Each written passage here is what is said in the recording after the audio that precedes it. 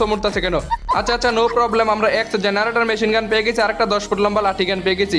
এই private launch pad ইস্তেমাল করবো, সুন্দর করে আমি ফ্যাক্টরি ছাদের উপর উঠে যাবো। এই জায়গার ভিতরে ইস্তেমাল করতেছি, এখন এইভাবে একটা লাভ দেবো, সুন্দর করে উঠে গেছি। কিন্তু এক সেকেন্ড, আমার পিছনে কাকে জানি দেখতে পেয়েছি। আমার প্রাইভেট লঞ্চ প্যাড আমার অনুমতি না নিয়ে এটা ব্যবহার করতেছে, এতে সুন্দরভাবে কয়েক গ্রাম করে সানডে মানডে ক্লোজ। এই যুবকটা চেয়েছিল পিছনে পিছনে আসবে, আমাকে উপর থেকে ধাক্কা দিয়ে ফেলে দেবে, কিন্তু ওর নিউটনের বুদ্ধি লাগানোর আগে আমি বুঝে গেছি। এখানে 50 বছর ধরে বসে থেকে একটা পোলাপান দেখতে পাইতেছি না। পোলাপান গুলো যেন কোথায় কোথায় বসে আছে রে। আচ্ছা আচ্ছা, এদিকে দেখি তো পোলাপান, ওই যে একটা দেখতে পেয়েছি, একটা যুবক এদিকে আইতেছে।